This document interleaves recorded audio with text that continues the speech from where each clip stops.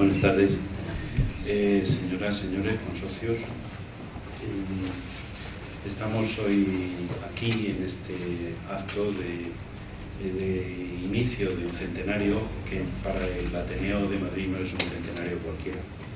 Es el centenario de nada menos que don Joaquín Costa Martínez, uno de sus ilustres representantes de hace muchos años, claro, de hace más de 100 años, donde efectivamente en el Ateneo encontró uno de sus hogares intelectuales, no el único, pero sí uno de los más importantes, y además en la institución que le dio más posibilidades de conectar con públicos diversos y con una sociedad civil que en cierta medida le esperaba. Así es que lo que conmemoramos hoy en esta institución son los 100 años de su muerte, pero también en el año 96, hace un momento lo estábamos comentando. Hace 15 años en esta institución también nos interesó el conmemorar los 150 años de su nacimiento. Es decir, que hemos conmemorado tanto su aparición en este mundo como su desaparición en este mundo, y lo hemos conmemorado de una forma natural, sin recurrir a grandes alharacas, sin grandes fastos, pero con la naturalidad que a él le hubiese gustado que le recordase. Y en cierta medida lo hemos recordado pues los ateneístas como uno más de esta casa, y también como una de las personas que más motivos dio al Ateneo para encontrar un lugar y un leitmotiv suficiente en la sociedad española y madrileña de hace ahora 100 años y más de 100 años. Para no alargar ni mucho menos, porque en realidad el acto es en sí un acto bastante denso. En realidad habíamos previsto una exposición, una intervención a cargo de un especialista, un profesor que se ha dedicado largos años a estudiar algunos de los aspectos que le han interesado de la obra de Joaquín Costa, don Óscar Mateos y de Cabo, que tengo aquí a mi derecha. Sin embargo, también tenemos otra oportunidad de conmemorar el centenario de la muerte de una manera, digamos, bajo las formas actuales, es decir, mediante una representación audiovisual que también es un estreno absoluto, porque hoy mismo se está estrenando este documental en Aragón y nos han cedido la posibilidad de estrenarlo también aquí al mismo tiempo en el Ateneo. Es un documental sobre la vida de Joaquín Costa, que se llama así, como dice la carátula, La conciencia de España, que es una especie de recorrido audiovisual por sus principales motivos y por su biografía, por sus principales hitos vitales, y que nos acercará de una forma humana y digamos casi intuitiva, nos acercará a este personaje en el tramo final de este acto. Pero queríamos, antes de nada, empezar como a él le hubiese gustado, es decir, por una disertación, por una comunicación oral sobre alguno de sus grandes contribuciones a el devenir histórico de España en el siglo XX. Y para ello no teníamos otra persona en este momento mejor preparada y con mejores condiciones que el profesor don Óscar Mateos y de Cabo, que va a hablar sobre el proyecto de modernización de España por el máximo exponente del regeneracionismo, y también sobre las distintas proyecciones de este proyecto modernizador. Don Óscar Mateos y de Cabo es un especialista, un profesor titular de Derecho Constitucional de la Universidad Rey Juan Carlos, pertenece al Departamento de Derecho Público 1 y Ciencia Política. Es una persona brillante desde sus inicios académicos. Es poseedor de dos carreras, dos doctorados en Derecho y en Ciencias Políticas. Posee también un premio extraordinario de fin de carrera. Su inicial aportación a los estudios costistas fue su tesis doctoral en 1996, Nacionalismo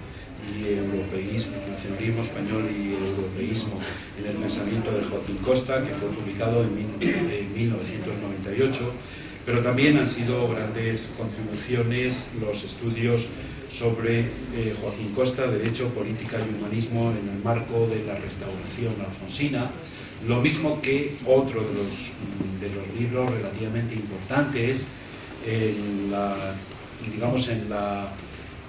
la investigación de derecho reciente, que es su libro sobre los presidentes de gobierno en España, publicado en el 2006. Bien, y sin más preámbulos, pues cedo la palabra a don Óscar Mateos y de Cabo.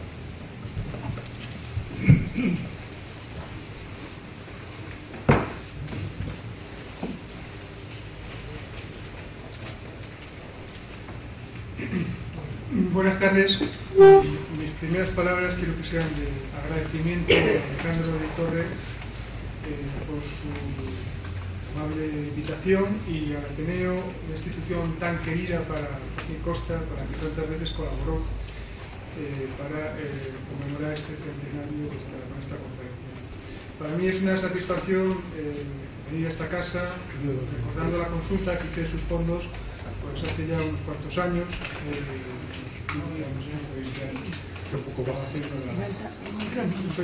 ¿No se oye? Más alto, por favor. Más alto. Mis palabras de agradecimiento para la institución, para el Ateneo y para la persona que me ha presentado. La conferencia que voy a impartir es, como la persona que me ha presentado ha indicado, pues deudora de una serie de personas, de instituciones. Ha sido un largo tiempo sin cuya colaboración pues no hubiera sido posible la investigación.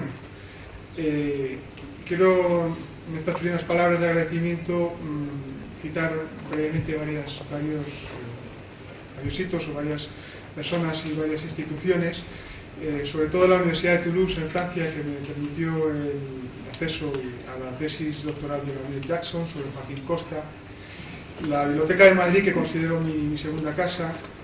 También he disfrutado de horas maravillosas en muchas bibliotecas, en la Biblioteca del Congreso de los Diputados, que está tan cercana aquí, la del Senado, en las bibliotecas del Consejo Superior de Investigaciones Científicas, el Instituto de Estudios Alto Aragonés, la Fundación Joaquín Costa, distintas fundaciones y distintas universidades, y sería una lista muy larga y no voy a continuar. También me ha permitido enriquecerme formando mi propia biblioteca, sobre todo a través de la visita especializada en el llamado gremio de los libreros de viejo, que me ha permitido rescatar algunos libros pues, que no encontraba en ninguna bibliotecas, y ha sido para mí una experiencia valiosa. Entiendo que para opinar con propiedad sobre un tema hay que acudir a las fuentes primigenias. Pues muchas veces la información se va deformando a medida que unos copian a otros. Por esta razón decidí investigar in situ en el Archivo Histórico Provincial de Huesca un ingente número de escritos y de legajos de Costa, que la mayoría de ellos se encontraban inéditos. No concibo como la mayoría de los que escriben sobre Costa pueden hacerlo sin el material allí depositado, pues es un centro de gran especialización, sobre todo después de que en el año 1983 se adquirió en la Sala Durán un importante fondo de documentos de Joaquín Costa desaparecidos durante la Guerra Civil y adquiridos por derecho de retracto después de ser declarados Patrimonio Documental Español por el Ministerio de Cultura. En este archivo se reunieron, además de los escritos mencionados, el fondo de Joaquín Costa, que se encontraba en el Archivo Histórico Nacional llamado El Baúl de Azaña, que se trasladó a Huesca por orden ministerial en el año 1984 para dejar reunidos en el mismo centro de investigación todos los documentos de Costa de titularidad estatal. También me desplacé a la localidad ostense de Graus, donde pude consultar los papeles en el archivo que el propio Costa formó, su casa, su biblioteca particular, que custodiaba con toda dedicación y afecto su sobrino nieto, don José María Oset Viñas, hoy tristemente fallecido, al que quiero recordar públicamente por la paciencia y la diligencia que a lo largo de los años atendió siempre mis consultas y con el recibimiento que me dispensó tanto él como su familia en su casa de Graus. Finalmente, para no hacer muy largos los agradecimientos, quiero agradecer también a otro de los descendientes, don Joaquín Ortega de la Costa, desgraciadamente hoy también fallecido, por sus gestiones al frente de la presidencia de la Fundación Joaquín Costa. Y con ello voy a introducir el tema. Es posible conmemorar un hecho, hazaña o ideal de muchas maneras. Uno de los símbolos visuales más conocidos de los Estados Unidos es la monumental escultura tallada en la roca del monte Rushmore de la imagen de 4 de sus presidentes más emblemáticos: George Washington, Thomas Jefferson, Theodore Roosevelt y Abraham Lincoln. Esta colosal obra conmemora los 150 primeros años de la historia de aquel país. Sin embargo, es poco conocido que en España, unos años antes de que los norteamericanos iniciasen este proyecto, se había propuesto también la idea de tallar en el Moncayo la efigie de Joaquín Costa como un homenaje público al intelectual y político que representa en esta época de los últimos años del siglo XIX y los primeros del XX, lo que en mis trabajos de investigación he calificado como el máximo exponente del proyecto de modernización y europeización española del periodo finisecular, proponiendo que se esculpiera una efigie de su cabeza de impresionantes dimensiones, en lo más alto del Moncayo, que como saben es la cumbre más alta del sistema ibérico. Estos datos se podrían quedar en la mera iconografía artística si no fuera que esta, en muchas ocasiones, no es más que un reflejo de las corrientes y de las opiniones presentes en el seno social. No es una coincidencia que para la cubierta de mi primer libro sobre Costa eligiese precisamente el dibujo del monumento montaña que presentó Ramón Acín en 1925. Este es el libro y este es el libro. Lo importante de todo esto, de que sus contemporáneos hubieran querido inmortalizar el Alto del Moncayo, es un reflejo de la extraordinaria admiración y estima de la que gozó Costa, pudiéndose afirmar que en el imaginario colectivo ha sido tenido como un auténtico mito nacional. Sin embargo, con su muerte, algunos de estos mitos han caído del pedestal con tal fuerza que han pasado a ser en gran medida olvidados o denostados por sus inconsistencias y contradicciones internas. Y desgraciadamente este también es el caso de Joaquín Costa. Frente a sus admiradores, que querían rendirle un tributo público de gran importancia y de colosales dimensiones, se congregaron también rápidamente un buen grupo de detractores que lanzaron contra él las críticas más aceradas y ácidas, con igual o mayor vehemencia, para no quedarse atrás. Pues ya se sabe que las personas mitificadas suelen estar rodeadas de una gran carga emocional y en muchas ocasiones de un halo de especial desconocimiento de su vida y de su obra. Y este es también el caso de Joaquín Costa, pues no en vano es un autor muy citado, pero de los que menos se lee en España. Para leer a Costa hay que empezar por un acercamiento biográfico, pues muchas de las contradicciones aparentemente inexplicables de su obra pueden ser descifradas dentro de su contexto, de tal forma que es muy difícil abordar su vida sin conocer su obra, tanto como analizar la obra sin conocer la vida. Con este objetivo me desplacé al Archivo Histórico Provincial de Huesca, donde trabajé con una copia del diario personal de Joaquín Costa que hizo su hermano Tomás para escribir una biografía que no llegó nunca a realizar. Este material estaba inédito, pues no había sido nunca utilizado de forma sistemática. La información obtenida del diario personal de Costa me resultó una fuente de gran importancia para entender las influencias que ejercieron sobre él las distintas corrientes doctrinales y los acontecimientos que le tocó vivir, y me permitió contextualizar y relacionar sus distintos postulados políticos y doctrinales. Una vez realizada, la aproximación biográfica a Costa es más sencilla a la lectura de sus obras, si bien localizarlas resulta también toda una peripecia, pues muchas son las bibliotecas en las cuales no están presentes, y en las que existen fondos, estos suelen estar dispersos o no siempre se permite el acceso al que no cuenta con la consideración de investigador profesional.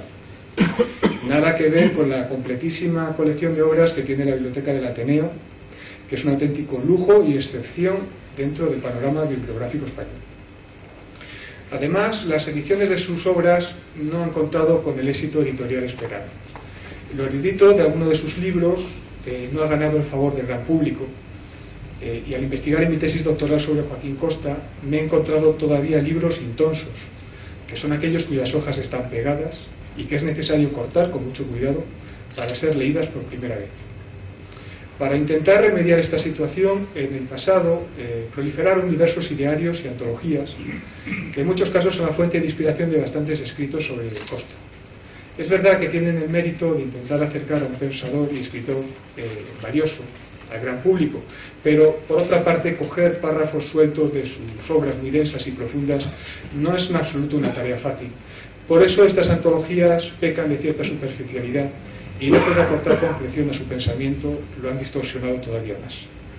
Si a la mitificación de Costa, el gran desconocimiento de su obra, unimos una personalidad tan fuerte y tan atrayente como la suya, y que algunos de sus postulados políticos y sociales crearon bastante polémica, como por ejemplo la idea de organizar y discutir públicamente el espinoso tema de la oligarquía y el caciquismo, precisamente en la institución en la que ahora estamos, en la famosa encuesta del Ateneo de 1901, tenemos un impactante resultado que no deja indiferente prácticamente a nadie.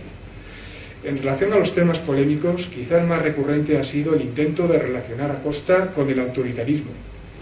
En nuestra investigación doctoral hemos aportado al debate elementos inéditos que hasta el momento no habían sido tenidos en cuenta en la discusión doctrinal, tanto en relación a nuestra interpretación sobre las teorías propuestas por Costa, como en su calificación de prefascista, basada en una fuente hemerográfica que localizamos y analizamos por primera vez, dándola a conocer al resto de la doctrina.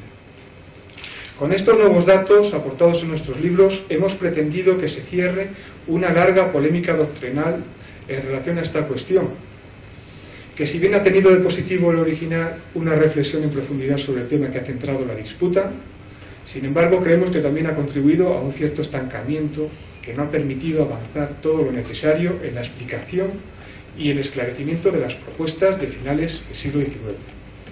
En relación a la disputa sobre el Costa liberal o el autoritario, nos situamos en la línea más seguida por los estudiosos de la vida y de la obra de Costa, que resalta la faceta del Costa liberal, pero no desconoce los peligros de algunas expresiones y frases de su obra que, sacadas de contexto, pueden ser mal interpretadas, como por ejemplo la del cirujano de hierro, que como otras tendencias reflejan a un Costa en algunas ocasiones poco democrático, pero no opuesto frontalmente a la democracia, pues la acepta expresamente en una de sus principales obras, Reconstitución y Europeización de España, defendiendo además su carácter de conquista popular.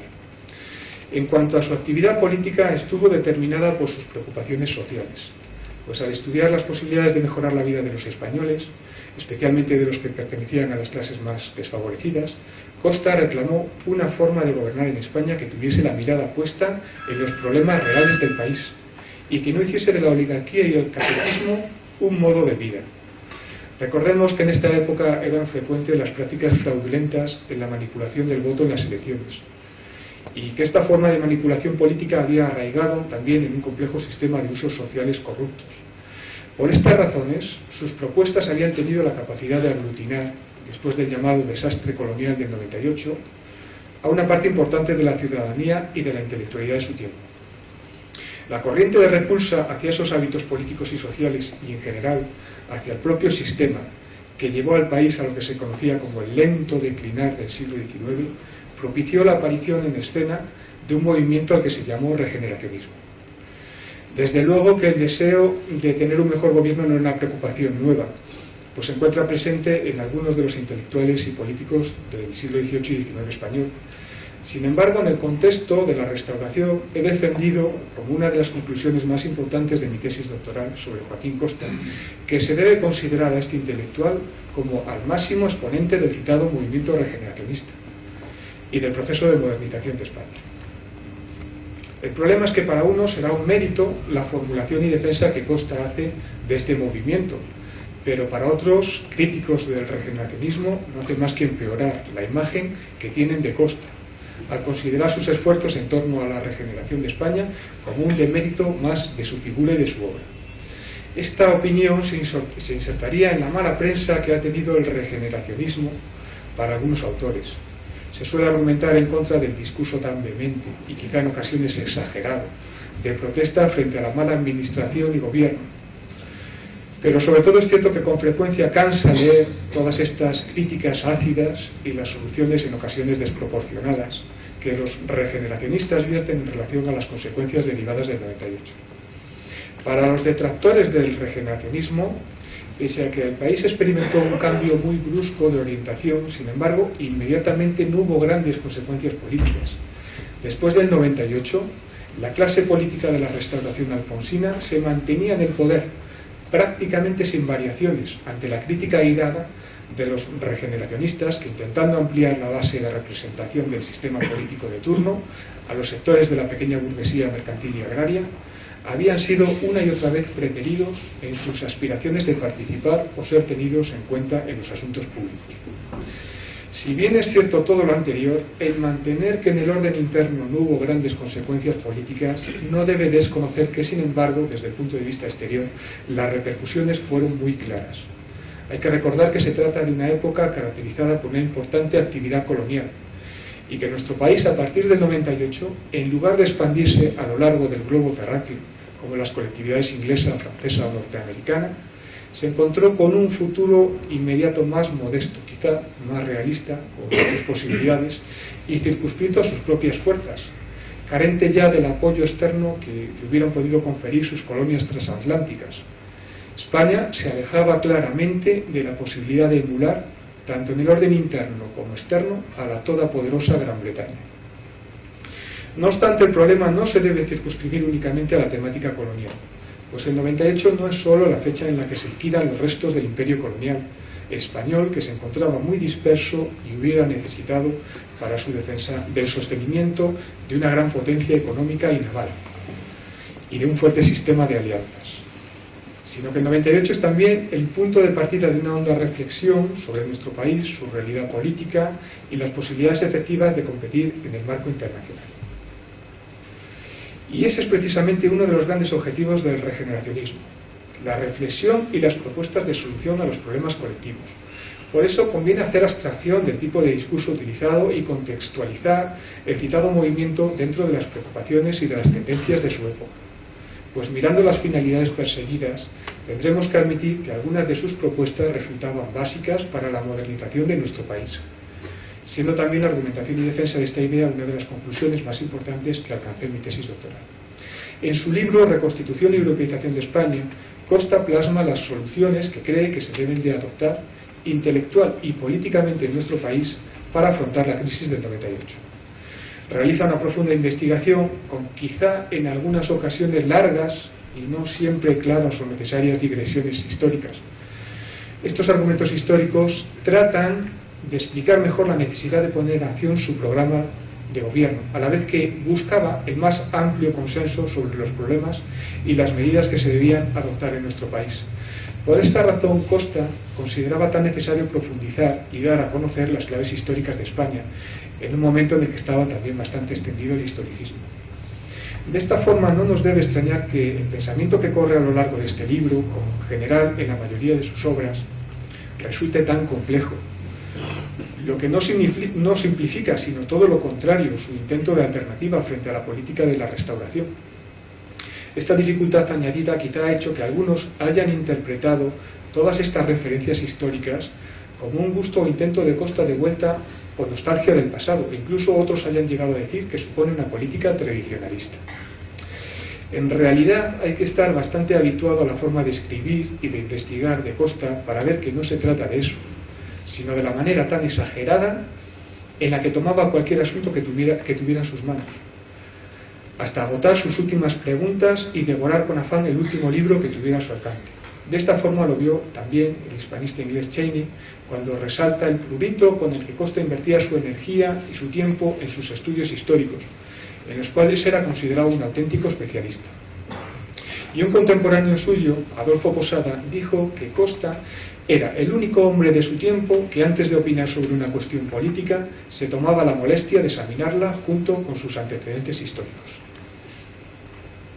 Por esta razón, Costa sobresalía en relación a otros estudiosos de la época, en cuanto a la forma de investigación, la lectura que realizaba de forma asidua en varios idiomas, por la extensa bibliografía que utilizaba, las referencias, las notas a pie de página y los índices, a menudo tan omitidos en el siglo XIX, lo cual revela una gran seriedad científica. Por otro lado, el regeneracionismo se vio también empañado por los conocidos eslóganes de Costa, como el de doble llave al sepulcro del Cid para que no vuelva a cabalgar, o como el de su lema de escuela y despensa, en lugar de utilizar conceptos más modernos e impactantes como hubiera podido ser educación y economía. Estas frases y otras tantas, todas muy conocidas, calaron rápidamente en la opinión pública, divulgando y popularizando la labor de Costa dentro de su intento desesperado por movilizar los recursos necesarios para imprimir un giro radical en la marcha política del país. Si bien desde el punto de vista político es frecuente esta forma de hacer campaña, el problema es que a la larga estos eslóganes o frases sonoras, que tanto le ayudarían a dar a conocer su programa, le habrían de perjudicar más adelante en cuanto al conocimiento más profundo de su obra. Al ocuparse del tema, Gil Novales ha dicho que el que escucha una frase sin conocer lo que hay detrás en el pensamiento de su autor puede darle una interpretación equivocada. También Altamira se había percatado de que simplificaban de forma excesiva y terminaban distorsionando un trabajo y un pensamiento que en realidad era muy complejo y elaborado.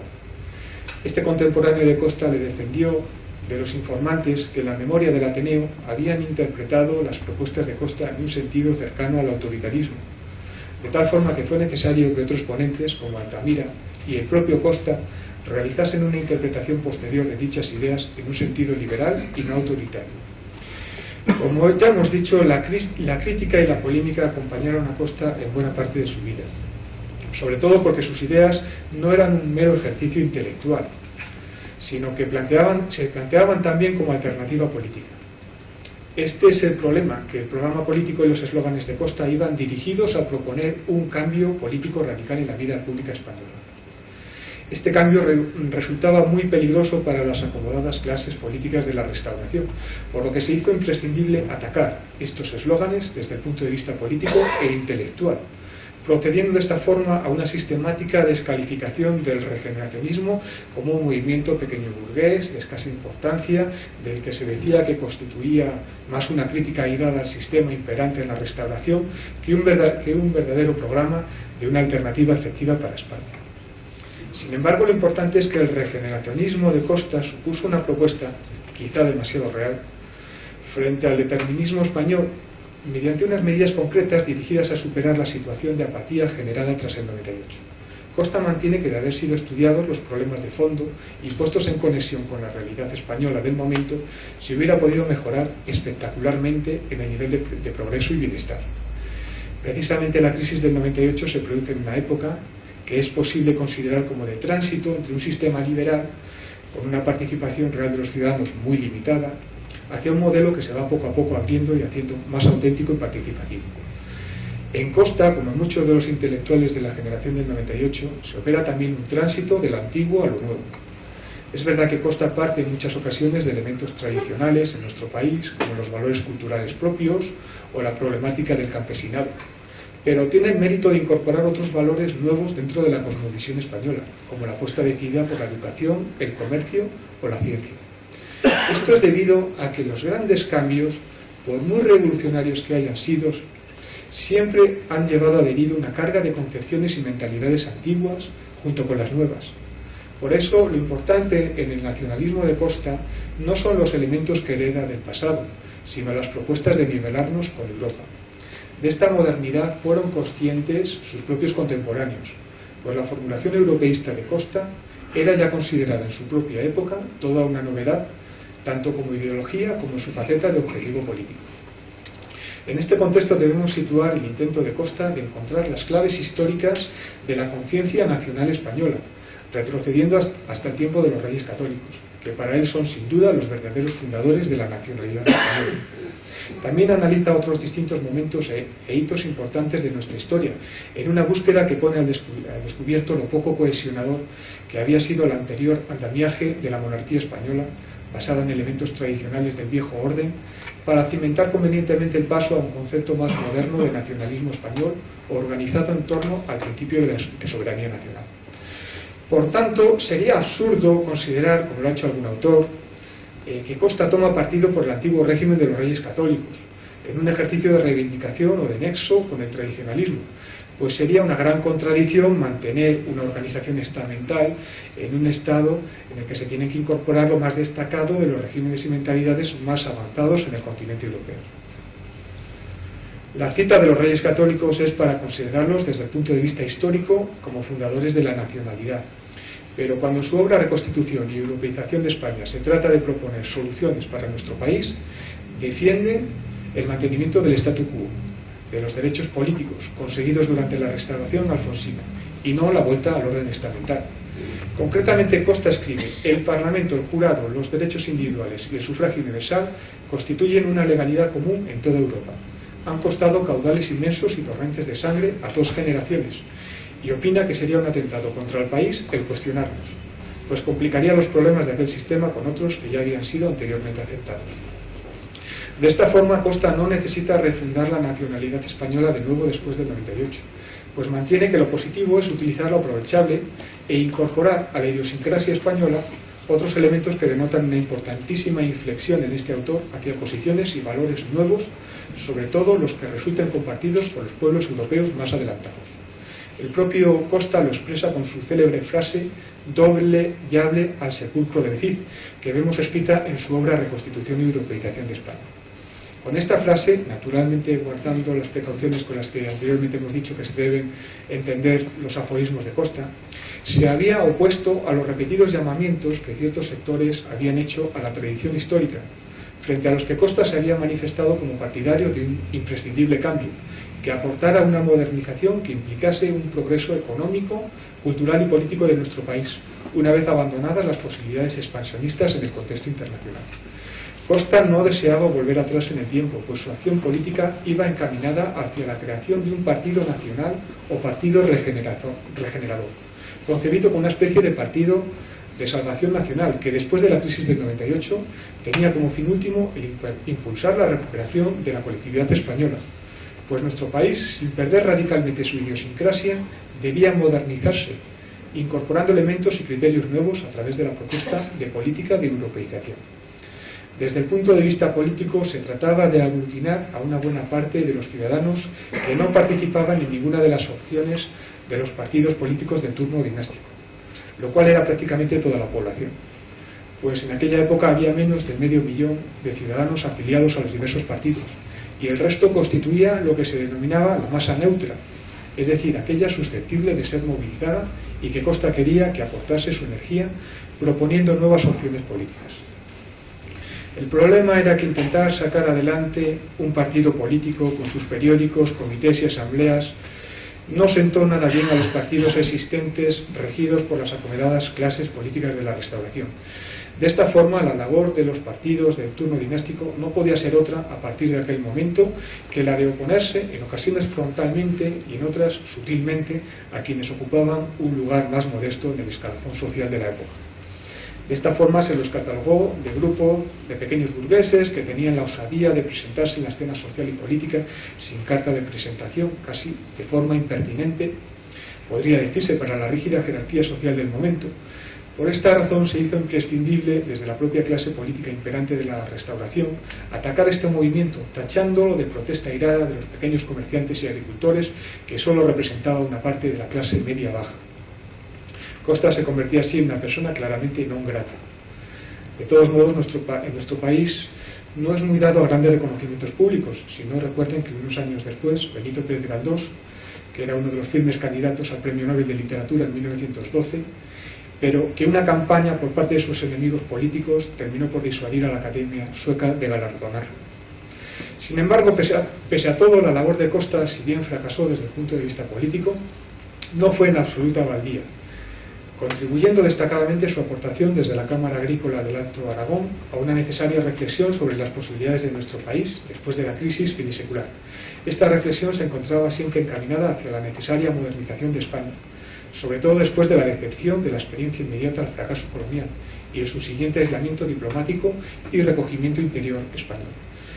De esta forma, Costa representa el primer referente de importancia de esta tendencia de modernización de España después de la crisis del 98.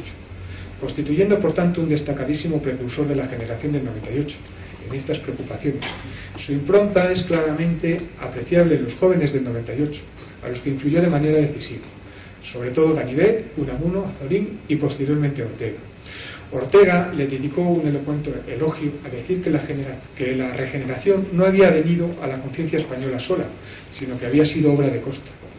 Pero sobre todo con la regeneración había venido la necesaria europeización de España, con la que Costa, según Ortega, había labrado aquellas dos palabras, uniéndolas fuertemente para siempre en el escudo de las esperanzas patrias. La europeización de España se concretaba en el ideario costista en dos grandes pilares, que con una terminología bastante anticuada denominaba escuela y despensa. Sin embargo, estas demandas no iban dirigidas a reproducir aquel sistema caduco que había llevado la crisis del 98, sino que Costa convenció a buena parte de sus contemporáneos que si querían competir en las nuevas circunstancias por las que atravesaban, no tendrían más remedio que prepararse adecuadamente. Por eso, la primera medida a adoptar pasaba por la mejora del sistema educativo, que tenía que mentalizar al español en la condición de ciudadano mejor preparado para asumir los retos que de él se esperaban. Para Costa, la mitad del problema español estaba en la deficiente educación, tomando como ejemplo el camino emprendido en Alemania para constituirse en una gran potencia, pues ya el filósofo alemán Fichte había propuesto fortalecer la nacionalidad de su país principalmente por medio de la educación. En un sentido paralelo, Costa consideraba que no era suficiente que los ciudadanos supieran leer y escribir, sino que era necesario formar unos ciudadanos más conscientes y capacitados para un país en el que se había hecho más evidente la necesidad de relacionarse y de competir con sus vecinos europeos. En cuanto a la economía, el final del siglo XIX es una época de grandes penurias para una buena parte de la población. Las reformas estructurales que permitieran mejorar las condiciones de vida, sobre todo en las clases más desfavorecidas, fueron siempre una obsesión y una preocupación constante en su pensamiento y en su labor política. Costa, que pasó tantas necesidades en su vida y que sabía que lo primero era nutrir mejor al pueblo, evitar el doble gazpacho de los jornaleros, o que una parte importante de la población se fuese a la cama con hambre. La repercusión de la calidad de vida de los ciudadanos sobre la marcha colectiva del país era para Costa evidente, al escribir con su característica ironía que la cabeza y el brazo dependen de la oficina del estómago. Dime lo que un pueblo come y te diré qué papel desempeña en la historia. En el célebre discurso de Costa sobre los 7 criterios de gobierno impartido en el Teatro Pinatelli de Zaragoza, en febrero de 1906, concreta otras medidas de su política económica cuando manifiesta que la organización del Estado debe acomodarse a los recursos de la nación, suprimiendo y simplificando organismos, rebajando sueldos, de forma que el ser empleado o funcionario público no sea más ventajoso que el ser médico o maestro. Propone que la tributación sea progresiva, que el Estado intervenga asegurando los seguros sociales, la construcción de viviendas, especialmente para las rentas menores, el fomento de las obras públicas, la descentralización de la administración, la renovación de las élites gobernantes, la mejora de la agricultura, de la industria y el comercio, de la hacienda y del crédito públicos, etc. Es decir, que unos años antes de su muerte, Costa gastaba su poca salud en trabajar en favor de nuestro país y de sus posibilidades reales de progreso y bienestar. Por eso en mis libros he presentado el regeneracionismo de Costa como una propuesta de ruptura con los errores del pasado que habían llevado a la crisis finisecular, que tiene el mérito de ofrecer una alternativa válida a un sistema social y político insensible a las demandas populares. Costa creía que era posible regenerar nuestro país acometiendo las reformas necesarias a través de un buen gobierno, que por otro lado buscase soluciones en una dirección análoga a la de las naciones europeas más desarrolladas. De esta forma, la crisis desatada en el 98 no es para Costa un obstáculo imposible de superar, a pesar de su impacto en la política, la economía y la sociedad de su tiempo. Costa sabe, y por eso propone estas medidas, que nuestro país era capaz de recuperar su estima y emprender el camino que ya estaban recorriendo muchas de las naciones europeas de nuestro entorno. Este es el sentido último de la política regeneracionista, y en este marco cobraría todo su sentido su propuesta de política de europeización para España. Quizá en su época no se pudo precisar una terminología y unos conceptos compartidos por todos a la hora de concretar las medidas que se debían adoptar, pero después del 98 eran muy pocos los que dudaban que había que imprimir a España un nuevo impulso hacia su modernización. A partir del 98 se produce una gran coincidencia en muchos sectores y tendencias sobre la necesidad de un modernismo, entendido como un cambio que no se sabe muy bien en qué consiste, pero que refleja claramente la conciencia de una crisis, y que hay que destacar que no fue de exclusivo predicamento de una escuela, forma de ciencia, arte o filosofía concreta. En realidad ese cambio podía venir de muy distintos lados. Para uno la solución podía ser la rebeldía estética, para otros la revolución social, otros propusieron una exaltación nacionalista, pero casi todos en el fondo aceptaban en mayor o menor medida que una de las vías de solución del problema español pasaba por la europeización del país, propuesta dentro de su regeneracionismo por Joaquín Costa. Esta idea subyace en todos mis trabajos de investigación sobre el tema, y creo haberla defendida y explicado con acierto en mi tesis doctoral, a tenor de los comentarios que se suscitaron en su defensa, en la que quiero recordar entre otros al catedrático de Derecho Constitucional y durante muchos años presidente del Tribunal Constitucional, mi buen amigo y profesor don Manuel Jiménez de Parga, y a José Fernando Merino Merchán, letrado del Consejo de Estado y de las Cortes Generales. La tesis doctoral, dirigida por mi maestro Juan Maldonado, estuvo presidida por el catedrático Ramón Cotarello, que posteriormente a la defensa que realicé de la misma, publicó un excelente artículo de opinión en el que reflexionaba sobre las propuestas del ideario regeneracionista que finalmente habían sido realizadas en nuestros días por los gobiernos democráticos. Este autor mantiene que especialmente desde 1982 las propuestas regeneracionistas realizadas han contribuido a producir una verdadera modernización de España, que ha mejorado las infraestructuras, renovado el ejército, dotado de más medios a la administración de justicia, renovado el sistema educativo, universalizado la seguridad social, ampliado el estado del bienestar y hecho realidad el sueño europeísta de Costa al acceder España a la Comunidad Europea. Sin embargo, considera que el ciclo del regeneracionismo se cierra con un balance indeciso, dado que aunque España ha salido parcialmente de su atraso y su atonía, al reincorporarse al concierto de las naciones, no ha conseguido igualarse totalmente a ellas, debido en parte a las energías que invierte en la dilucidación de su propio ser, puesto que el problema de la vertebración territorial de nuestro país todavía no ha encontrado una vía estable de solución. También mi buen amigo Pedro González Trevijano, catedrático de Derecho Constitucional y rector de la Universidad de Juan Carlos, que fue el director de mi tesis doctoral en Derecho, se ha ocupado en sus libros de la preocupación por el buen gobierno a través de la propuesta de conferir un nuevo impulso a las instituciones, utilizando incluso la técnica de la reforma constitucional. Es decir, que las preocupaciones del regeneracionismo finisecular por el origen y las soluciones para los males españoles llegan hasta nuestros días, en el deseo de querer cambiar o reformar todo lo que nos lastra.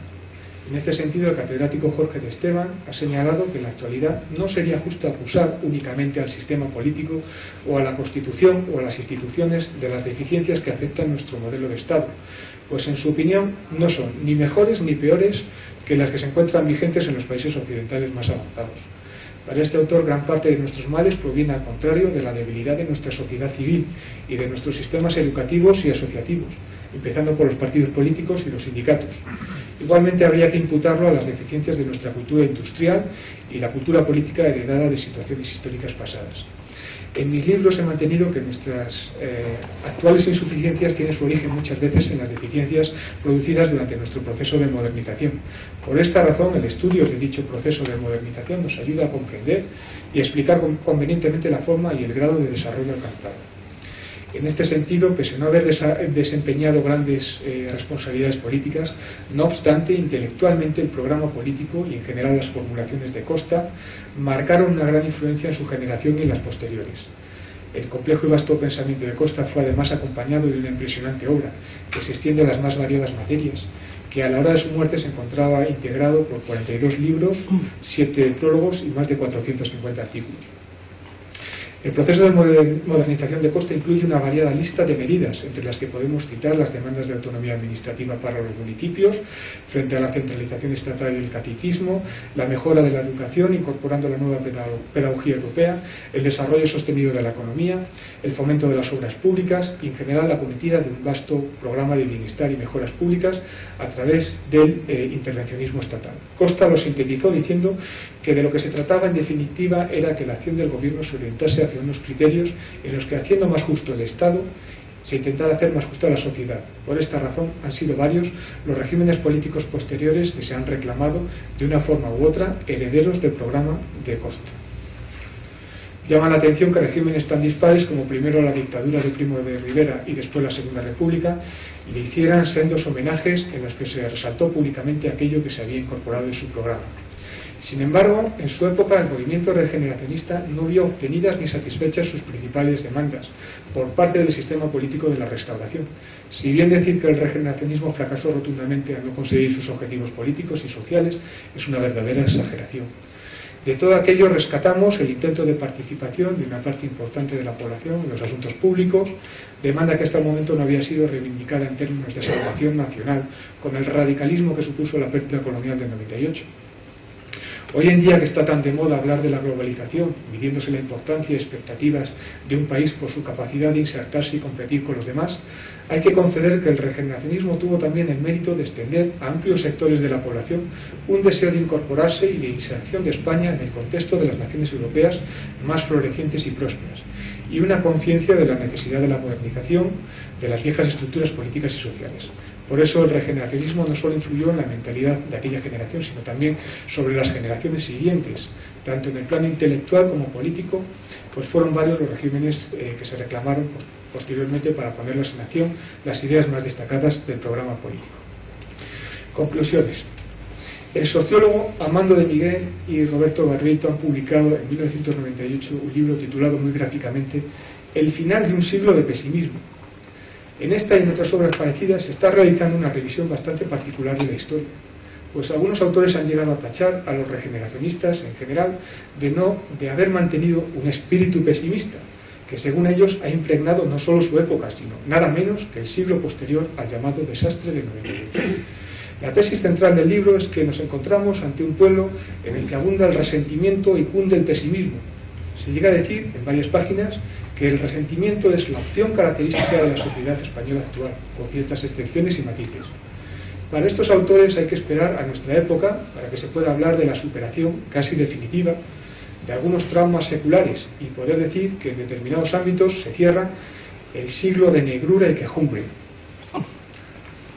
Es posible que calificar de esta forma las proclamas regeneracionistas resulte una manera gráfica o simplista de acercarse a una de sus muchas facetas, pero en cualquier caso este sería el elemento anecdótico y no el mensaje principal que trataba de comunicar el regeneracionismo.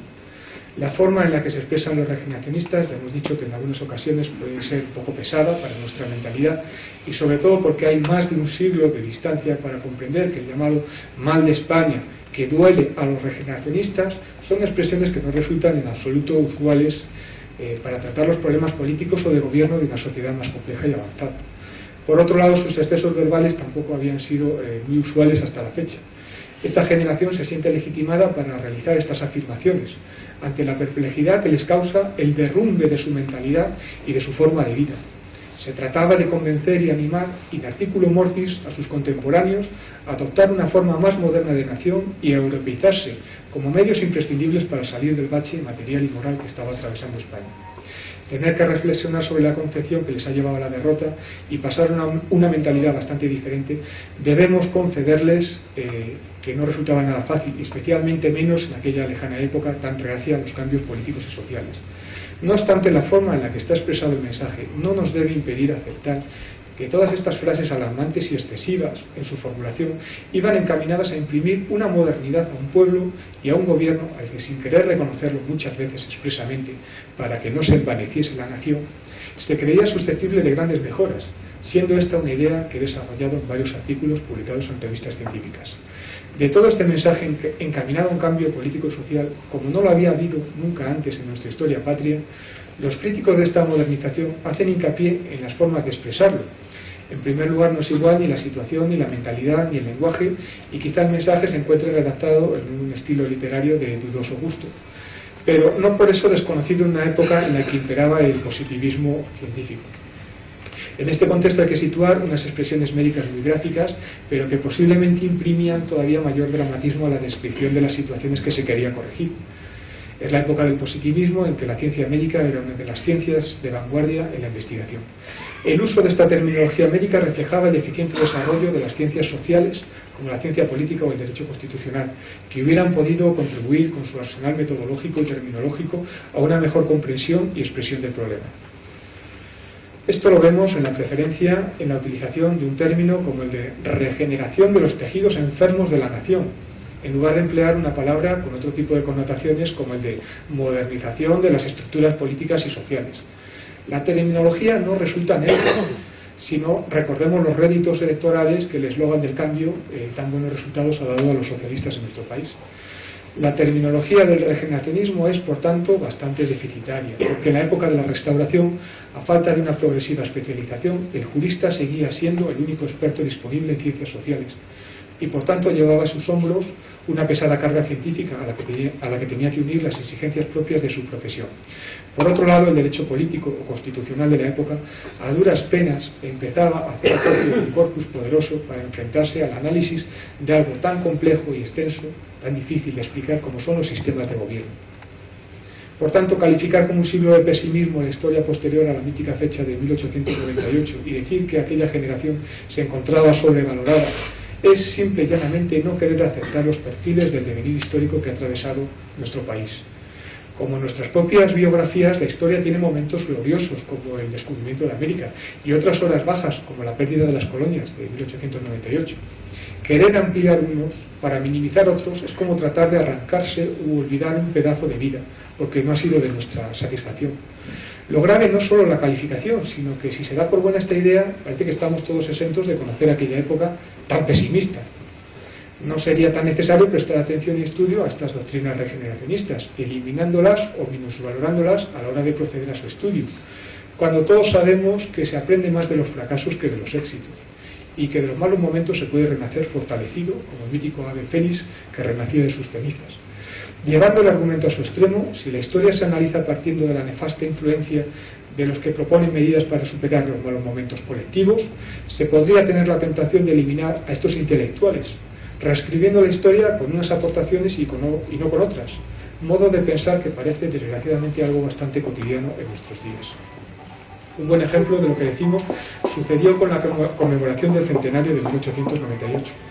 Algunos entendieron que se estaba celebrando un acontecimiento triste en nuestra historia y que era mejor incluso no celebrar nada, ya que en aquellos momentos escribí que no se estaba conmemorando la pérdida de las colonias, por el hecho tan simple de que no se celebra lo negativo en la vida individual o colectiva de un país. El 98 es mucho más que eso, es pensamientos, arte, sociedad, es además una revisión crítica de los temas más importantes del panorama sociopolítico de la España de la época. De esta forma lo entendí al ser designado como organizador y coordinador de varios ciclos de conferencias, uno de ellos financiado por la Comisión Nacional Organizadora para la Conmemoración del Centenario de 1898, que se desarrolló en el incomparable marco del Museo Romántico de Madrid. Los autores críticos con el regeneracionismo no profundizan en lo que esa generación trató de hacer, porque se queda muchas veces en lo superficial, en las formas de desencanto y pesimismo que en algunos de sus escritos resultan más que evidentes. Ahora bien, si hacemos abstracción de la terminología o del estilo en el que está redactado, el mensaje resulta positivo, pues de lo que se trata es de aprender de los errores para no tropezar una y otra vez en la misma piedra. Como muy acertadamente expone Álvarez Junco, de la consigna de la regeneración nació un nacionalismo más activo y eficaz, desconfiado de glorias retrospectivas y en especial de los sueños imperiales. Pero lo más importante de todos es que dicho nacionalismo se concretó en la modernización interior del país. Que en nuestra época se ha superado el llamado pesimismo de los regeneracionistas creo que es algo por todos aceptado, pero que de aquel pesimismo han salido importantes logros para nuestra colectividad, eso es un asunto ciertamente diferente, pues no siempre encontramos entre los intelectuales de las generaciones posteriores el debido agradecimiento a la labor realizada por sus antecesores. La propuesta de europeización de España, formulada precisamente después de su derrota militar ante los Estados Unidos, debió de representar un impacto formidable para la mentalidad de la época. Nosotros, a duras penas, podríamos entenderlo, pues el nacionalismo español actual es más moderno, no necesita europeizarse, porque entre otras razones nuestra Constitución se encuentra en sintonía con los ideales y los principios que inspiran los mejores sistemas políticos del viejo continente. La sociedad española es plenamente europea y nuestra España constitucional, utilizando la terminología del catedrático González Trevijano, es moderna y compleja. La transición, al menos durante la primera etapa democrática, ha contribuido a la convivencia y al reconocimiento mutuo. Nos falta quizá racionalizar el discurso de los nacionalismos internos. teniendo en cuenta que el nacionalismo no tiene necesariamente que tener una determinada inclinación política ni estar formulada en oposición a otros. En cualquier caso, cada uno está en su perfecto derecho de reivindicar la parte de la historia que desee, pues esta no es patrimonio exclusivo de ningún partido o grupo social. En este sentido, resaltamos la opinión de Carlos Taibo, que señala que en la búsqueda de precedentes que dignifiquen su mensaje o ideario no se han aplicado únicamente los partidos conservadores, sino que igualmente el gobierno del PSOE se esforzó en reivindicar como precedente positivo el reformismo ilustrado borbónico con figuras como el rey Carlos III, en el que veía un reflejo del empeño modernizador y apostilla unas reformas realizadas desde arriba, mientras que Núñez Seisas resalta la política de europeización emprendida por el gobierno de Felipe González. Desde cualquiera de las actuales ideologías se podría comprender que el programa político de Joaquín Costa estaba destinado única y exclusivamente al pueblo, no a sus dirigentes, y desde este punto de vista debería ser fundamentalmente analizado. La potencialidad de su programa habla por sí solo, y han sido varios los regímenes políticos posteriores que se han reclamado de una forma u otra herederos de lo propuesto por Costa. Ya de entrada, según Álvarez Junco, en 1900 se había creado el Ministerio de Instrucción Pública, que para este autor es una de las consecuencias más visibles del impulso regeneracionista. Conviene resaltar que la formulación del proceso de modernización de España, en la época finisecular, no había tenido parangón en nuestro país.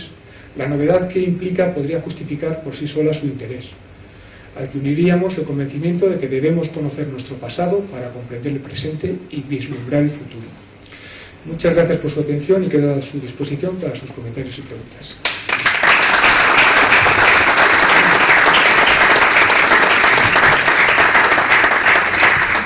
Pues muchas gracias a don Óscar Mateos por acercarnos esa figura y sobre todo ese programa tan potente de modernización que llegó a iluminar prácticamente todo el siglo XX de España, de una persona que fue, así lo dijeron sus primeros biógrafos, sus más conocidos biógrafos, el gran fracasado. De hecho, del gran fracasado surgió el gran proyecto de la España del siglo XX. Bien, y para tener cumplida cuenta y en cierta medida rememorar los 100 años de este personaje, de esta figura que moría en una España que moría y que nacía en otro momento otra España y en medio de otra España que bostezaba, pues hemos traído y desde luego consideramos un epílogo de esta conmemoración el pasar este documental que repasa la vida de este personaje.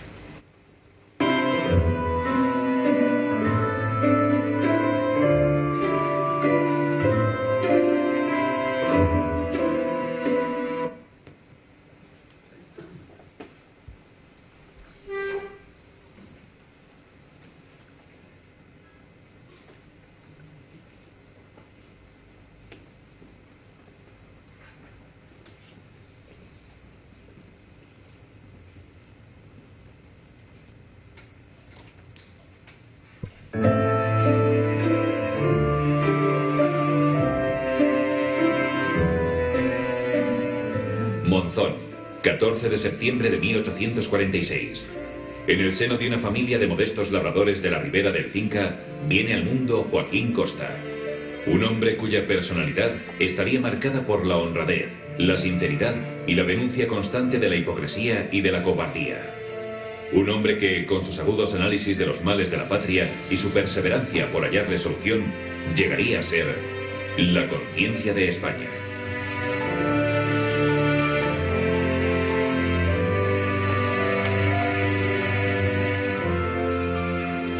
Joaquín Costa, la conciencia de España.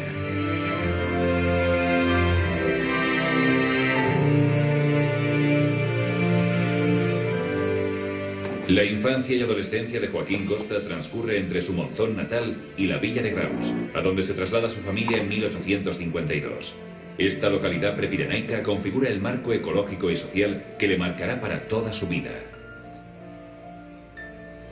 El ambiente familiar es católico con conexiones carlistas y fuertemente integrado en las tradiciones consuetudinarias del Alto Aragón. El contexto social en el que transcurre la juventud de Costa es un contexto rural donde todavía en su época se mantenían vivas numerosas instituciones sociales, y Costa las conoce y se desarrolla en ese medio, y de ahí viene su interés permanente por el estudio del derecho constitucionario y de la economía popular, que daría lugar a uno de sus libros fundamentales, y su deseo y su esfuerzo fue intentar reactualizarlas e incorporarlas a un proyecto de modernización del país. Es un pequeño campesino, es un hombre relativamente tímido al principio, y es un hombre que toda la vida va a llevar esa carga de escasez económica. Como hermano mayor estaba destinado a ser el sucesor de su padre en la explotación familiar, y él vivió con tremenda amargura esa ruptura porque su vocación intelectual primó sobre cualquier otra opción. Muy pronto se manifiesta su vocación por los libros y por la agricultura. Hasta los 18 años alternará el estudio en la escuela local con los trabajos en el campo, ayudando a sus padres. Y así lo anotó años después en su diario. Mi afición a los libros era desmesurada. Los que podía encontrar en Graus no servían ni bastaban a llenar este deseo infinito de saber qué bullía en mi alma. Aún me parece ver mi mal genio y mi mal humor cuando tenía que dejar el libro para tomar alguna faena. Esta vocación por el estudio entrará pronto en conflicto con las obligaciones derivadas de su condición de heredero del patrimonio familiar. Lo restante de mi vida, desde 6 a 17 años, lo pasé en Graus, en donde el pundonor me ha hecho beber hasta las heces del cáliz de la amargura. No me detendré en trasladar aquí estos años. Qué tristes y lentos que han pasado para mí. No podía sufrir ya por fin lo que había sufrido. Este conflicto, agravado por la oposición paterna, le lleva a la búsqueda de distintas salidas-huidas. Entre ellas, la de hacerse soldado y más tarde monje benedictino. Llegó diciembre, y como no podía ya respirar por más tiempo el ambiente estrecho de Graus, quise sentar plaza de soldado o guerra consoladora para mí, de muerte. Qué cobarde huías ante mí cuanto más te perseguía como cobarde liebre. Un suicidio, tal vez.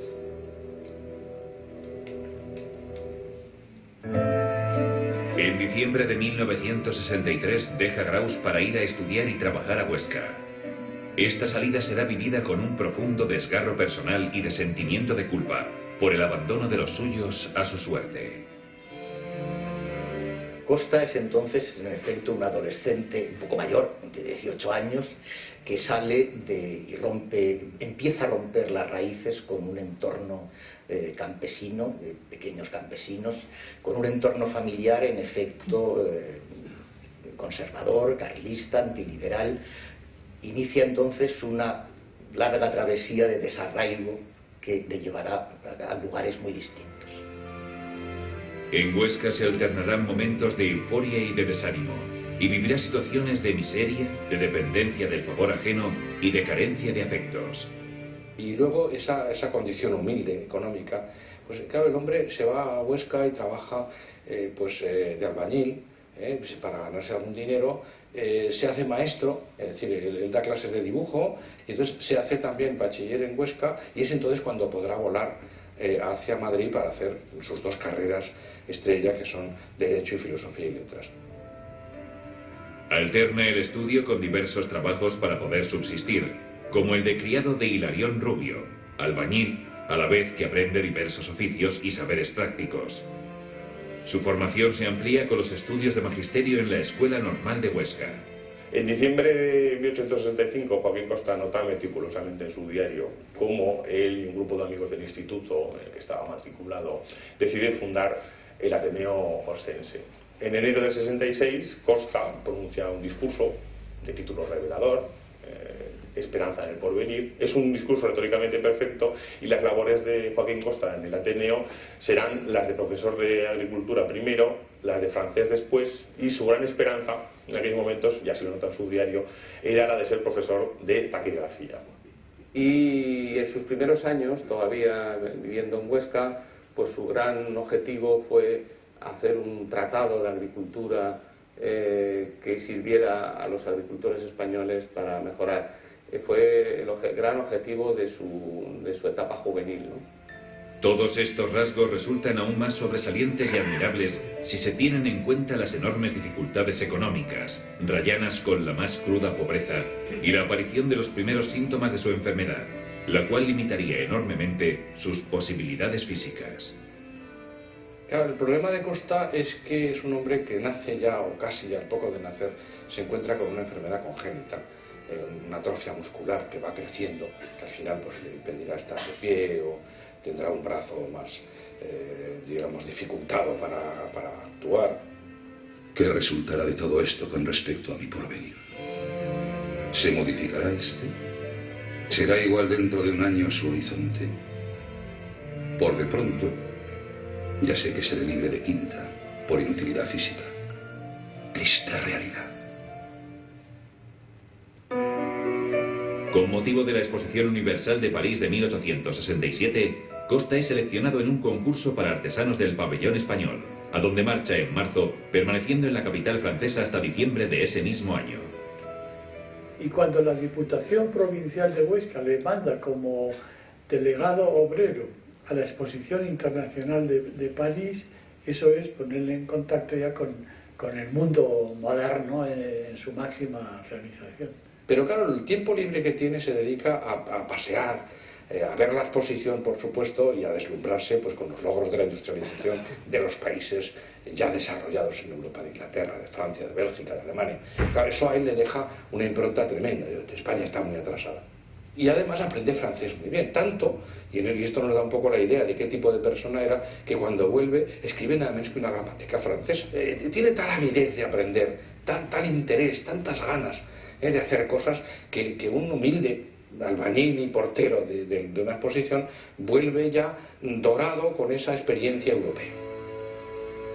En Francia he concluido de aprender lo que son las grandes obras y grandes empresas. He aprendido lo que son y lo que saben los franceses. He visto emperadores y alternado con sabios. He conocido a los españoles y hablado con extranjeros de todas las nacionalidades. Viene transformado, ¿no? Después de la Exposición de París es otro Costa, y se convierte en un claro defensor de la modernización de la economía y de la sociedad española, y en un defensor de la modernización de la agricultura, porque era el instrumento que permitiría la modernización general del país.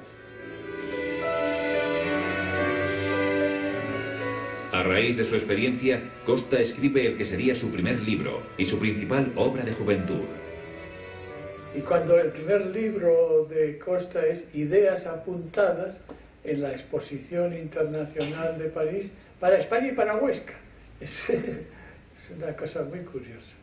El año de 1868 es muy importante en la vida de Costa. Es el año de su regreso de París, de la Exposición Universal de 1867, y es un año de rebeldía personal, de emancipación. Y también esa rebeldía se demuestra tanto en la emancipación respecto de Hilarión Rubio como de su círculo conservador ultramontano compuesto por su tío José Salamero, o también el presbítero José La Sierra. Los años siguientes a su regreso de Francia los pasa entre Graus, Barbastro, Huesca y Madrid, buscando una estabilidad económica que nunca llega, a la vez que desarrolla una gran actividad publicista en diversos periódicos. Son años de incertidumbre, desasosiego e indefinición, unidos a una dramática pobreza y una profunda crisis espiritual. Triste verdad, que cuanto más voy profundizando en el vaso de la vida, más se van espesando el veneno y las heces que no han de agotarse jamás. Estoy que no sé qué hacer. Oh, qué abismo tan infernal se ha abierto ante mis pies. Es tal la sensación de frustración y de Costa en aquellos años que le tienta tanto el suicidio como el abandono ermitaño. Viendo que para mí no había ya más horizonte que la oscuridad, la miseria y las humillaciones, imaginé realizar por mí mismo el proyecto que yo tenía sobre regenerar el mundo por medio de los benedictinos dedicados al cultivo de las ciencias, al estudio, prácticas y enseñanzas de la agricultura, a las misiones populares, a la instrucción primaria. Un sentimiento de culpa lo acompañará durante muchos años, agobiado por las penurias económicas y por la situación de su familia. Fui a casa y hallé a mi padre sufriendo por consecuencia de los calores del día y riegos de la noche. Mi hermano fallecido, mi madre envejecida y acabada. Todos y todo en la miseria, apiñados en la mitad de la habitación que tenían antes. Cuando me quedé solo a medianoche, rompí a llorar desconsoladamente, considerando tanta pobreza en contraste con mi edad y con mi imposibilidad actual de remediarlo, y con que hubiese podido arreglar todo esto si hubiera sido obrero agrícola.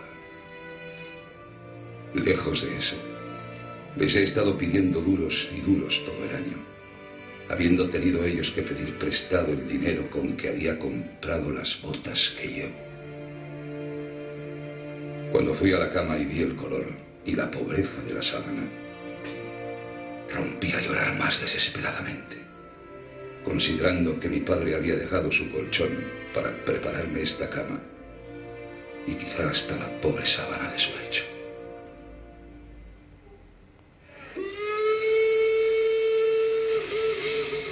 El Costa joven, pero ya relativamente adulto, que llega a Madrid se encuentra con un Madrid efervescente, con un Madrid, pues en fin, con el sexenio revolucionario. Al producirse la Revolución de 1868, Costa declara sus ideales republicanos. El 30 de septiembre de 1868 cayó la dinastía borbónica de España, cayó la reina. La revolución se ha hecho casi sin sangre. Estamos en el periodo de la libertad. Definitivamente soy republicano federalista, de buena fe, en el buen sentido de la palabra, sin intolerancia ni fanatismo, y enemigo por tanto de fanáticos, intolerantes y egoístas. Costa va a hacer del Ateneo su centro intelectual, y para Costa, que es un hombre ávido de conocimientos, el Ateneo, existe la Biblioteca Nacional, existen otras bibliotecas, no es que sea la única, pero el Ateneo es muy cómoda, y Costa trabaja allí admirablemente. Y luego hay unas secciones que se dedican a diversos temas del conocimiento humano. Costa está o de secretario o de presidente, según los años, en algunas de las más importantes, y propone temas de estudio. Joaquín Costa es un portento intelectual y tiene una memoria prodigiosa. Cuando especialmente llega a Madrid y se matricula primero en Derecho y luego en Filosofía y Letras, pues tiene a su alcance el Ateneo, en la biblioteca de las universidades, multitud de libros. Pero siempre echaba en falta Costa en aquellos años la tutela, la existencia de un maestro que le guiase. Es imposible consolarme. Todos hallaron un apoyo eficaz sobre la tierra. Solo para mí no hubo maestros que me abrieran los ojos, ni tíos que me comprendieran, ni protectores que me pagaran los estudios, ni bibliotecas que excitaran el entendimiento mío, ni una observación, ni una indicación, ni una voz, ni una sonrisa, ni un dedo que descorriese la cortina que ya ensayaba a descorrerse por sí sola. Nada más que el vacío. Pero no hubo nada. Todo eso, naturalmente, le marca, porque claro, va mayor a estudiar a Madrid, es un hombre ya mayor, y entonces era muy escasamente frecuente el que una persona de edad, de 20 y tantos años, apareciera por las aulas. Costa lo intenta todo, lo prueba todo, lee muchísimo, y eso acusa, o a veces acusa una suerte de adanismo intelectual en Costa. A veces se interesa la historia, otra vez la agricultura, a veces la ingeniería, la historia del derecho, pero eso no quita lo que digo al principio, que Costa era un portento intelectual y tenía una memoria prodigiosa. Costa, como intelectual, nunca miente. Es decir, si él cita a un autor y lo cita en griego, por ejemplo, Costa ha estudiado griego. Hoy está de moda que mucha gente se luzca citando un texto, un título en griego, que sabio es este señor. Bueno, pero lo citan mal, porque como no lo conocen, copian mal. Costa es una cosa admirable. Costa lo escribe siempre todo bien. Es admirable. Quisiera estudiar ahora Filosofía y Letras y Derecho, porque me encantan la armonía social y las leyes de la humanidad, tanto como la poesía de la naturaleza y los sentimientos del alma.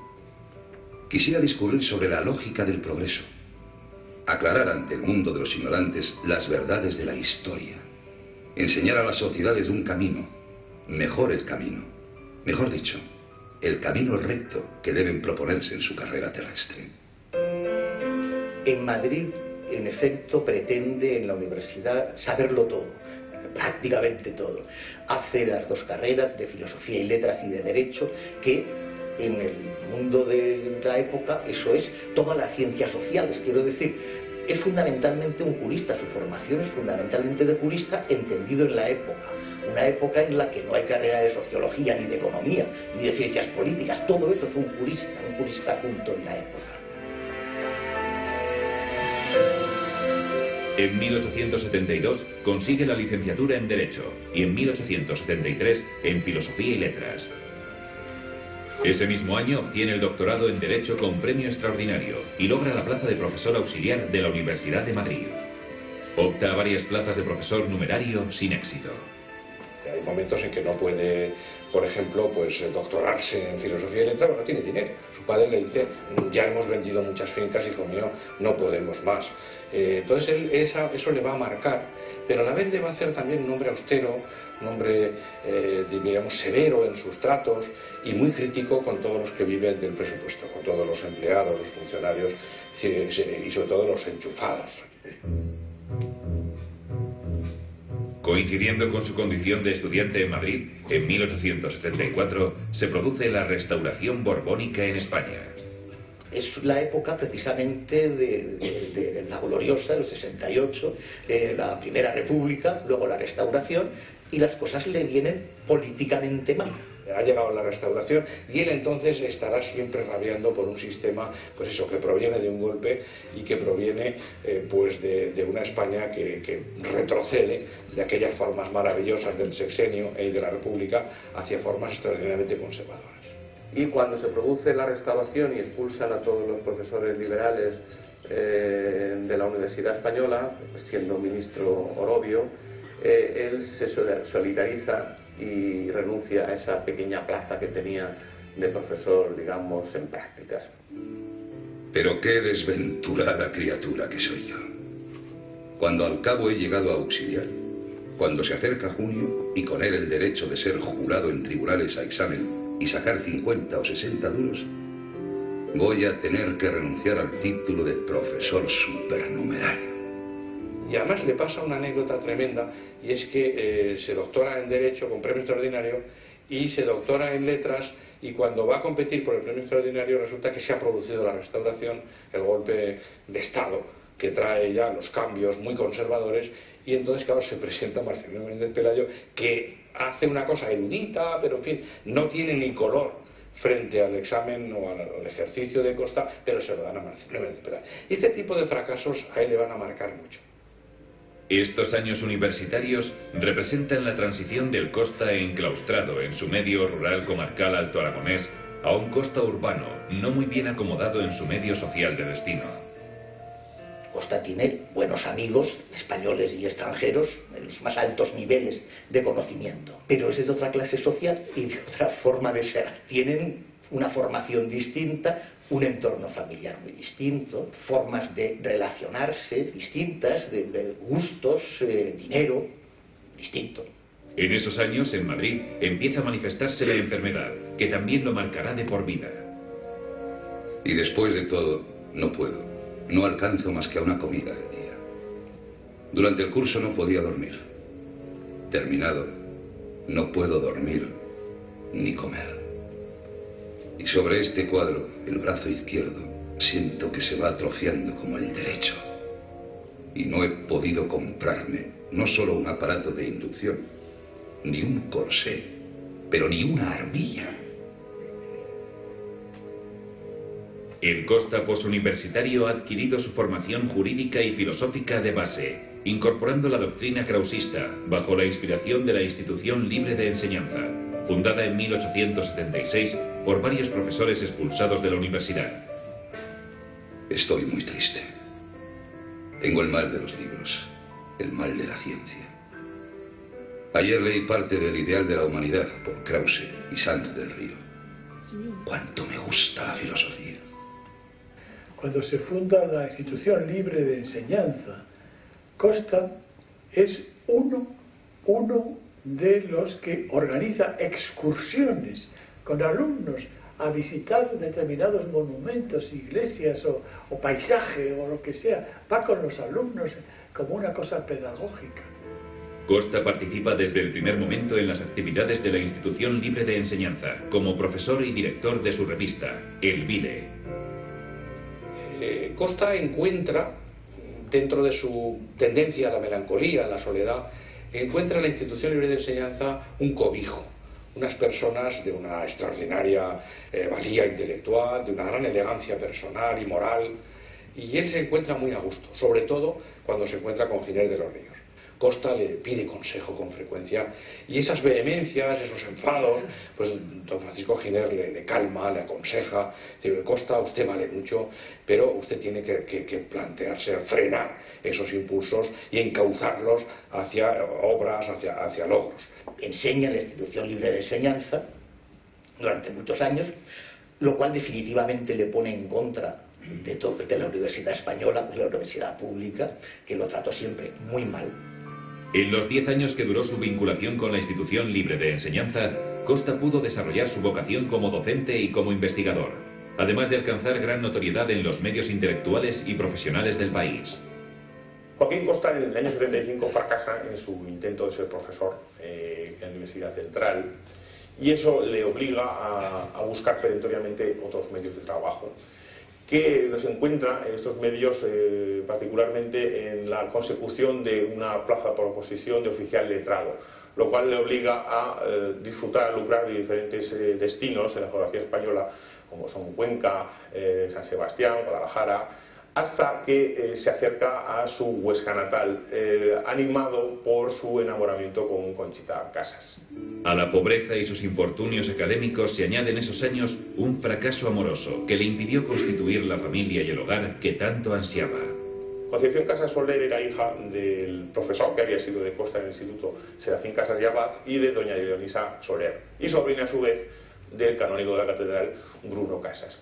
Digo todo esto para que se vea perfectamente que el círculo que rodeaba a Conchita Casas, muy coqueta por cierto, era completamente ultramontano y muy conservador. Claro, Costa entra en ese mundo con escasas habilidades sociales y el proceso de su cortejo es completamente fracasado. Unos años más tarde, Costa tiene una hija natural fruto de la relación con la viuda de un amigo y protector suyo. Tras unos pocos años de vida en común en Barcelona, Costa abandonó su intento de crear la familia que siempre había querido tener y cargó con la culpa de no haber podido ocuparse de su hija. Por estar en Madrid, renuncia a todas esas plazas que le daban una estabilidad económica. Entre 1876 y 1890, Costa se convierte en un intelectual conocido y reconocido en los medios intelectuales y profesionales. Esos 15 años constituyen el periodo más prolífico y activo de su vida pública. 15 años donde despliega su talento en los más diversos campos del saber y en los principales foros y tribunas de la capital. El Costa jurídico e historiador, profesional en suma, se proyecta con sorprendente actividad y despliegue de ideas e iniciativas para abordar los problemas de muy diversa índole, jurídicos, pedagógicos, agrarios, comerciales, coloniales, económicos, con que se enfrenta el Estado liberal y la modernización de España. A Costa se le ha definido muchas veces como un polígrafo. Esto y fue efectivamente en la medida en que escribió sobre muchos temas de historia, sociología, antropología, economía, geografía, derecho, pedagogía, en fin, cultivó con excelencia muchos campos del saber. Pero hay que entender a Costa en ese carácter de polígrafo no como una manifestación de una erudición dispersa, sin objetivo, simplemente por el afán de conocimiento, sino que para Costa todas esas incursiones en los diferentes campos del saber eran mediaciones necesarias para fundamentar sus tesis, sus argumentos, sus ideas acerca de los problemas de España y los remedios para atender esos problemas. Costa era un gigantón tremendo, con un bozarrón también, y tiene un gran sentido oratorio. No es que no tenga más que oratoria, no, tiene mucho contenido, pero lo sabe expresar, y lo que escribe también cada vez más es una denuncia de una situación vergonzosa desde un punto de vista español. Acaba fijándose en dos poderes que desde el antiguo régimen pesan sobre la manera de ser española. Estos dos poderes son, por una parte, la monarquía y por otra parte la Iglesia. Costa sigue buscando los lugares prestigiosos de cultura, y lo hace, entre otras cosas, porque lo necesita, por una parte, porque necesita bibliotecas para estudiar. El Ateneo en eso es muy importante. Y lo hace porque busca tribunas culturales prestigiosas para dirigirse en general a España.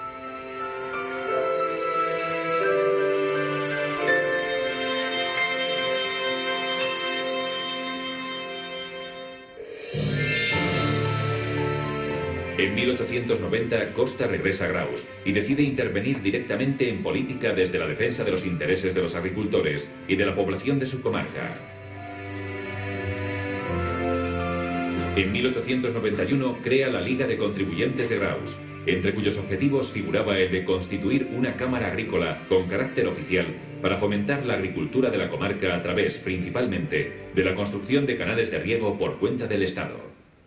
Un proyecto fundamentalmente hidráulico de un canal que debería unir a todos los agricultores en todos los sentidos, claro, desde el más pequeño campesino, sus braceros del campo, a los grandes terratenientes, lo cual no era fácil. Es uno de los problemas centrales quizá de todos los planteamientos de fuerzas, de su momento partidos que tratan de generar España. Joaquín Costa dijo que el agua del canal sería trigo, sería cáñamo, sería lino, sería agua para beber, pero sobre todo sería agua para matar el hambre. También dijo que las aguas del canal serían para los conservadores orden, para los liberales y republicanos libertad, para las gentes pobres serían riqueza, para los ayuntamientos fuentes de ingreso y también fuentes públicas, y finalmente para los emigrantes serían el camino para volver a sus hogares. La primera campaña de la Cámara se centró en conseguir la construcción por el Estado del Canal de Tamarite, que después se llamaría de Aragón y Cataluña. No todos los terratenientes estuvieron de acuerdo con que se hiciera este canal. Hay una copla que se repite en la litera que dice: digo que no se farà el canal de la Llitera, porque no vol firmar el señorito de Codera. Dicen que no será el canal de la Litera porque no quiere firmar el señorito de Codera. Pues como vemos, algunos terratenientes se opusieron a que se hiciera esta obra. Con estas campañas de la Cámara Agrícola del Alto Aragón, Costa eleva su política agraria a un plano nacional.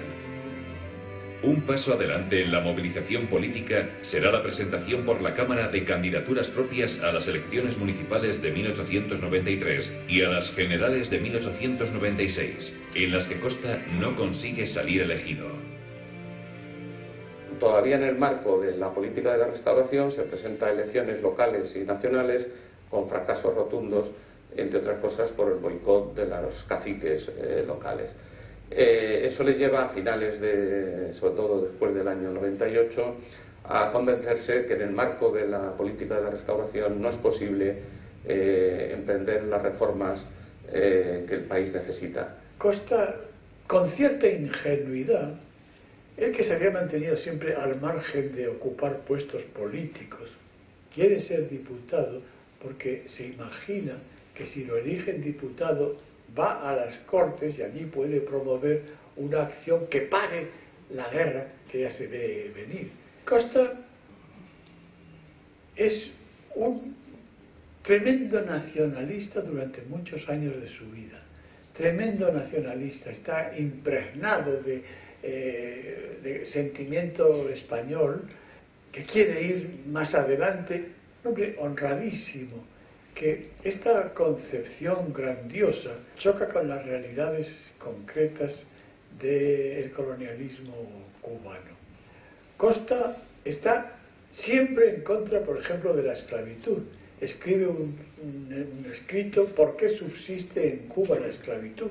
¿Cómo es posible que bajo el gobierno español la esclavitud sea una institución, no sé si nutricia, pero importante de Cuba?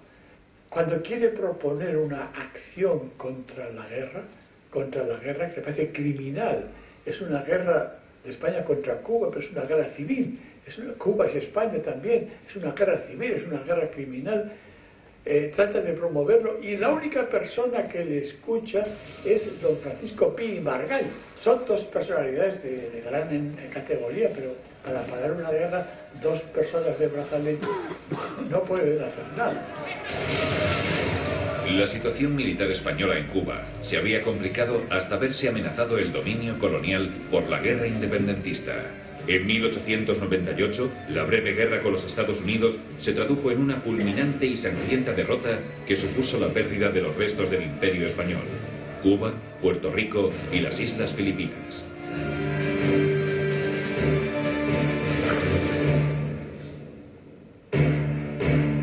Esta circunstancia hundió al país en una profunda crisis nacional, la crisis del 98.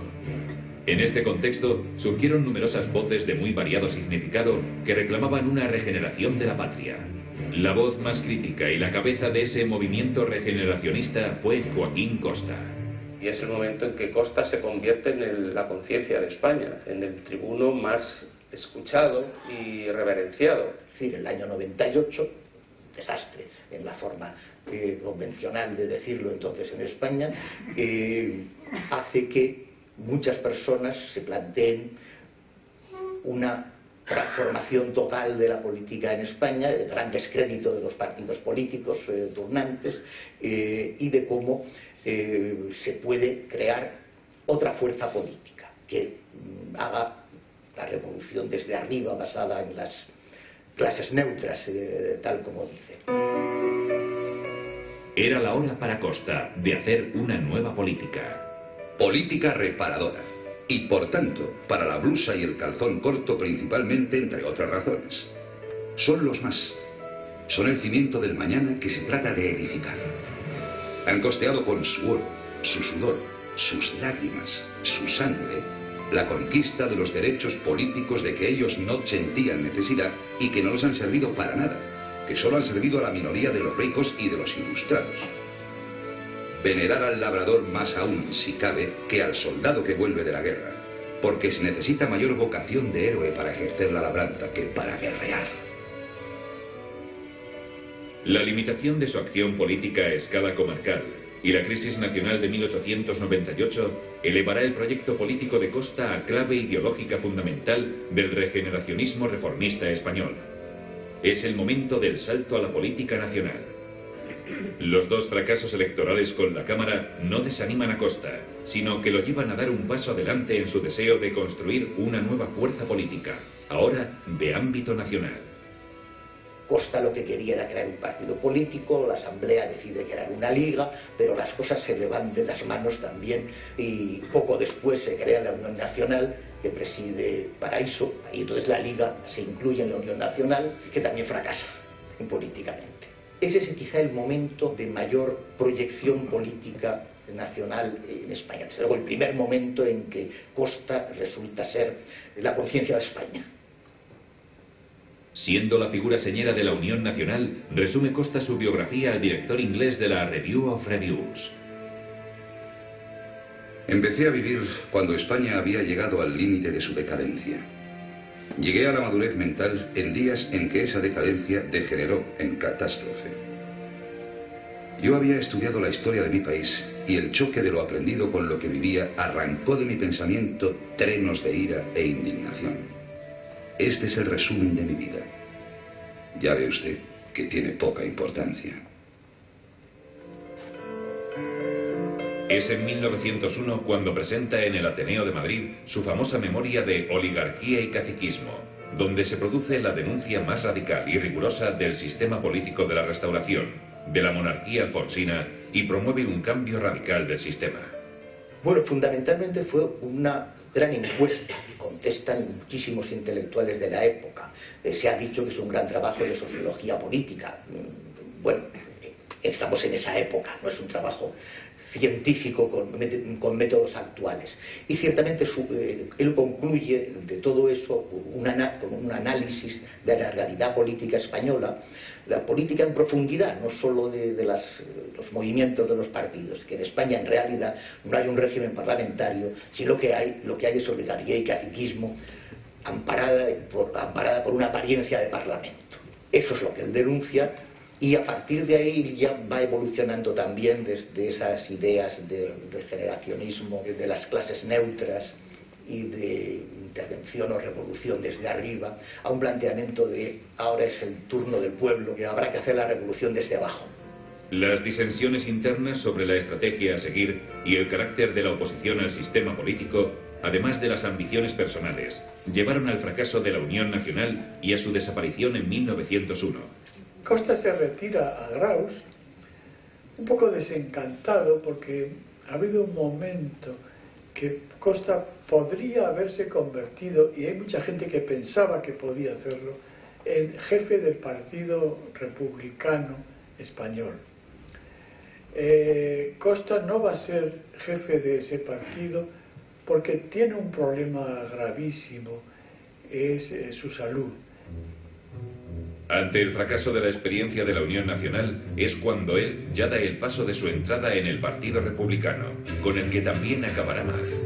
Creo también que lo que ocurre es que Costa es, en esos movimientos y concretamente en la Liga, es el líder intelectual, el gran orador, el líder carismático, pero no es el hombre de aparato, no es el organizador, ni el financiador, no tiene dinero tampoco. Y bueno, los hilos los mueven otros. Costa realizará un último intento para crear un nuevo partido de intelectuales. Una alianza entre el pueblo y los intelectuales que tiene como referencia a Rusia. Allí van unidos los trabajadores y los intelectuales del imperio, y en España no. Allí, la juventud de las aulas y los pensadores más ilustres van del brazo con los hombres del taller. En España, las clases intelectuales han desertado de su puesto. Pero ante el vacío que despierta su llamada, acabará ofreciendo su programa a la Unión Republicana en 1903. Las hoces no deben emplearse nunca más que en segar mieses. Pero es preciso que los que las manejan sepan que sirven también para segar otras cosas, si además de segadores quieren ser ciudadanos. Mientras lo ignoren, no formarán un pueblo. Serán un rebaño a discreción de un señor. De bota, de zapato, de alpargata, pero de un señor. No he de aconsejar yo que se ponga en acción el Corp de Fals de la canción catalana, ahora tan en boga, tomando el ejemplo de la Revolución Francesa por donde marcha. Pero sí he de decir que en España esa revolución está todavía por hacer. Mientras no se extirpe el cacique, no se habrá hecho la revolución. Costa se adhiere al republicanismo militante y se lanza a la confrontación total con el sistema. Fue elegido por Zaragoza diputado para el Congreso por la Unión Republicana en 1903, pero no tomó posesión del acta.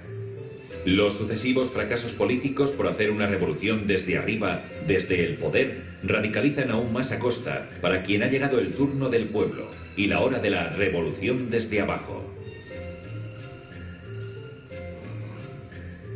Los labradores y braceros del campo, los menestrales, obreros de la industria y proletarios, que son en España más de 17,5 millones, han pagado con ríos de sangre, de oro, en 100 años de guerra, la civilización que disfruta el 500,000 restante.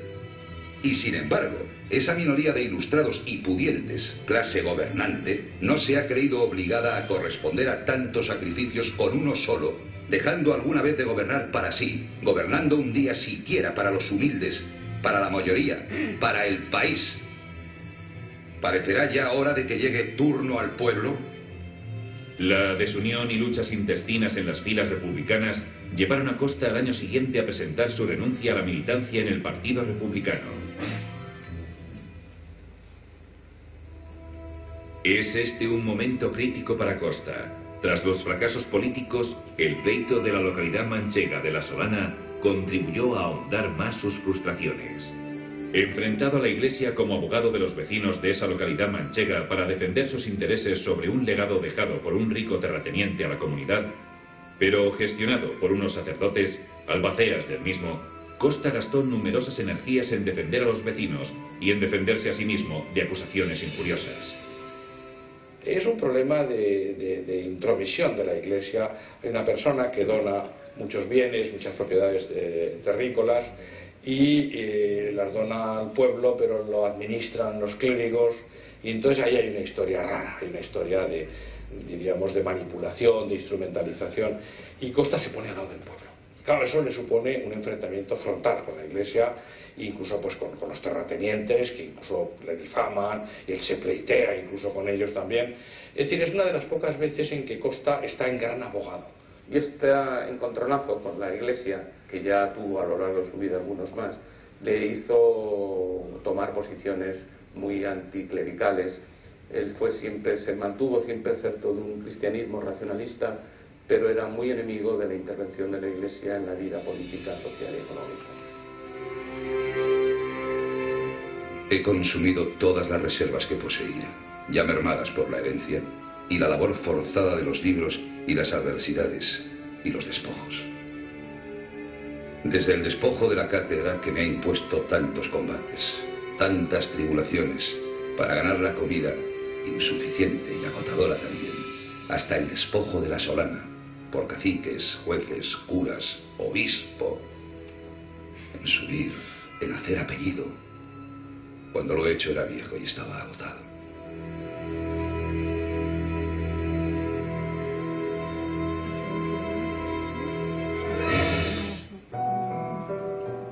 En 1906, completamente desencantado y abatido, Costa abandona definitivamente la política activa y se retira a Graus. Soy una ruina psicológica tanto como fisiológica, y no se puede contar ya conmigo para nada. Tomé mal la embocadura de la vida. Es ya tarde para enderezarla. Hace mucho tiempo que comencé a ser un irredimible, ya cuando me hicieron académico. En ese periodo, Costa logró ver realizado uno de sus sueños destinados a potenciar la producción agraria: la inauguración en 1906 del Canal de Aragón y Cataluña, por el que tanto había luchado.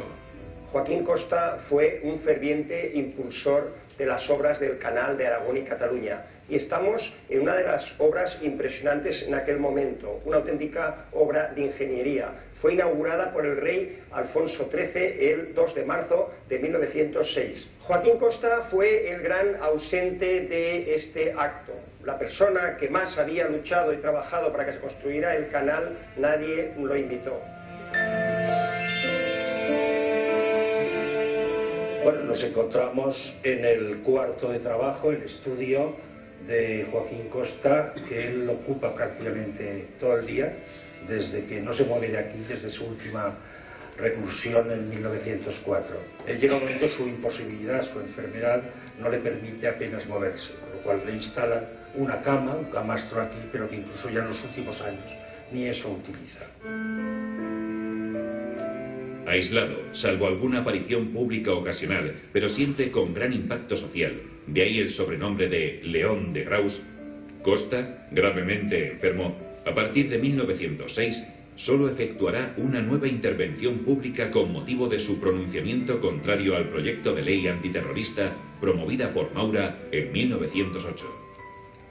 Maura intenta que las Cortes aprueben un presupuesto dedicado a la escuadra española. Joaquín Costa se niega y en uno de los escritos va a decir que hay que invertir sobre todo en escuelas, también en obras públicas, pero en barcos no, barcos para la guerra no. Para escuela y despensa, sí. Para barcos, no. No debemos olvidar que para él había dos pilares importantes, despensa y escuela, y él consideraba que la única forma que se podía salvar este país era a través de la educación. La escuela y la despensa y la escuela. No hay otras llaves capaces de abrir camino a la regeneración española. Y luego volvió otra vez, que parece mentira, para documentarse en el Ateneo para estas novelas, que sería el final de su vida. Costa dejaría dos proyectos sin terminar. Uno es un ensayo titulado ¿Por qué España no tiene aptitudes para ser una nación moderna? Y el otro, una novela histórica que debería ser su testamento biográfico e ideológico. Último día del paganismo y primero de lo mismo. Yo destacaría algo que en Costa pues está siempre presente cuando él está aquí, el Ésera y las forcas. El Ésera, el canto al Ésera, el oro del agua y las forcas donde él quiere ser enterrado y que, digamos, o sea, fue su última frustración, no lo consiguió. Sí, la verdad es esa. Costa nació pobre, vivió pobre y murió pobre. Eso, una frase que mi padre recordaba muchas veces y repetía. Y en ese empeño gastó toda su vida renunciando a muchas cosas, entre ellos a un bienestar mínimo, y murió realmente en la pobreza. El día 8 de febrero de 1911, Joaquín Costa fallece. A pesar de que el Consejo de Ministros decretó que sus restos mortales reposaran en el Panteón de Hombres Ilustres de Madrid, una gran multitud detuvo en Zaragoza el tren que trasladaba el féretro. Días después, la presión popular consiguió que Joaquín Costa fuera enterrado en el cementerio de Zaragoza, fuera del recinto cristiano. Aragón a Joaquín Costa. Nuevo Moisés de una España en éxodo. Con la vara de su verbo inflamado, alumbró la fuente de las aguas vivas en el desierto estéril. Concibió leyes para conducir su pueblo a la tierra prometida. No legisló.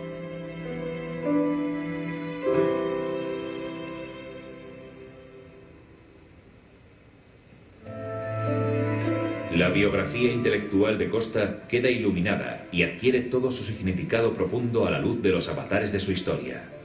Para mí Joaquín Costa fue un hombre con un deseo inexorable de ser alguien y que trasladó ese deseo, esa voluntad, a la reforma de todo un país. Como suele decir el pueblo, Costa es un gran sabio, pero no solo es un gran sabio, sino que además es un gran político, un gran economista, un gran jurista, que quiere cambiar España y no le deja. Su perfil, y más incluso como su perfil político, fue el de un gran reformador social. Costa es un intelectual de su época que encarna la tragedia de España y al mismo tiempo trata de salvarla. Costa fue demasiadas cosas a la vez, quizá porque no le fue posible ser ninguna plenamente. Sin embargo, gran parte de las cosas que hizo alcanzaron la excelencia. Joaquín Costa vivió marcado por la pobreza, por la carencia de hogar y de vida familiar, por su enfermedad y por sus fracasos políticos y académicos. A Joaquín Costa le quitaron la novia, la hija, las cátedras que mereció, los premios a que concursó, el puesto de académico de la historia y el partido que quiso crear. He vivido en una perpetua ansiedad. Todo me ha huido. Lo que interesa de mí, si algo puede interesar, es lo que he hecho y lo que he escrito. Y eso, si las gentes lo conocen, a nadie tengo que recordárselo. Y si no lo conocen, será que no valga la pena. Y entonces, tampoco parece justificado que se les recuerde.